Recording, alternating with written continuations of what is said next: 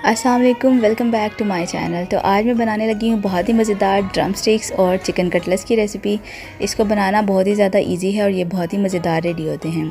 Batter जो है वो सेम ही यूज़ होगा, लेकिन कटलेट्स के अंदर मैं कुछ वेजेस ऐड करूँगी। तो बिना टाइम ज़ाया किए चलें करते हैं रेसिपी को स्टार्ट। हाफ़ kg मैंने पोटैटोज़ और 1 kg मैंने ले लिया है चिकन। इनको मैंने बॉयल होने के लिए रख दिया है, इसके अंदर मैंने कुछ भी ऐड नहीं किया।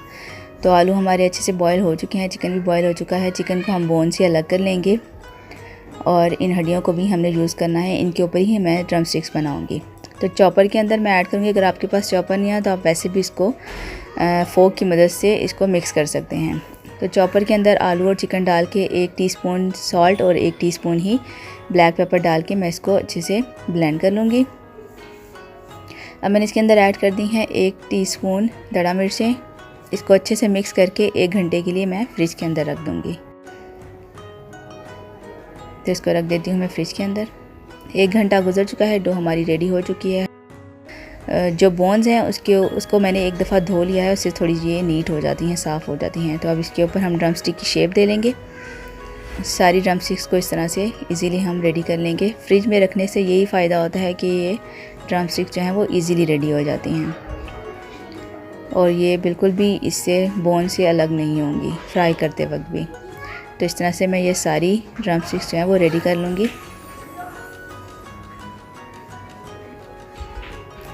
अब मैंने 3 अंडे ले लिए हैं, उनको फेंट लिया है और ब्रेड क्रम्स ले लिए हैं। पहले हम ड्रम स्टिक को अंडों के अंदर डिप करेंगे अच्छे तरीके से, सारी तरफ तक के अंडा इसको अच्छे से लग जाए। फिर इसके बाद इसको ब्रेड क्रम्स लगाएंगे और हैंड्स जो है वो आप एक डिप करने के लिए यूज़ करें और दूसरे जो ड्राई हैंड है उससे आप जो है वो इसको ब्रेड क्रम्स लगाएं, ताकि आपके ब्रेड क्रम्स जो है वो ड्राई रहें और ख़राब ना हों। इसी तरह से मैं सारी ड्रम स्टिक्स जो हैं वो पहले रेडी कर लूँगी, पहले अंडे के अंदर और फिर उसके बाद ब्रेड क्रम्स के अंदर। फिर हम इसको करेंगे फ्राई। तो ये बना के आप फ्रीज़ भी करके रख सकते हैं इस पॉइंट पे। तो ये सारी रेडी हो गई हैं।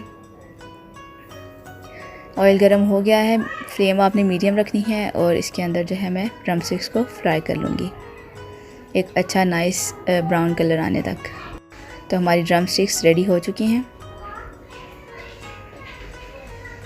इनको डिश आउट कर लेंगे। अब बना लेते हैं कटलेट्स। जो बाकी बैटर थोड़ा सा बच गया था उसके अंदर मैं ऐड करूँगी थोड़ी सी बंद गोभी, थोड़ी सी शिमला मिर्चें और थोड़ी सी ग्रीन चिलीज़। अगर आपके पास गाजर है तो आप वो भी इसके अंदर बारीक कट करके ऐड कर सकते हैं। मेरे पास नहीं थी तो मैंने बस जस्ट यही ऐड कर दी हैं। इनको अच्छे से हम मिक्स करेंगे और इनको कटलेट्स की शेप दे लेंगे। सारे कटलेट्स जो है वो मैं अच्छे से तैयार कर लूँगी। ये बहुत ही मज़ेदार रेसिपी और बहुत ही जल्दी बन जाती है। आप इनका सब्जियों का जो वेजिस का इसके अंदर एक टेस्ट आता है बहुत ही मज़ेदार आता है। आप लोग ये ज़रूर ट्राई कीजिएगा।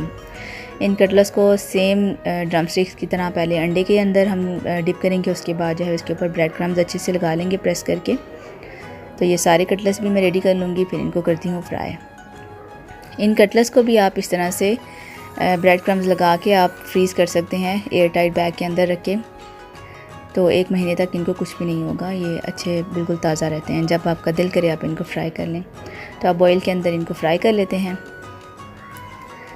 यहाँ पे भी ऑयल आपने ज़्यादा गर्म नहीं रखना, मीडियम फ्लेम में रखनी है। एक साइड से पक जाने के बाद हम इसको टर्न कर लेंगे और सारे कटलेट्स जो है मैं इस तरह से रेडी कर लूँगी।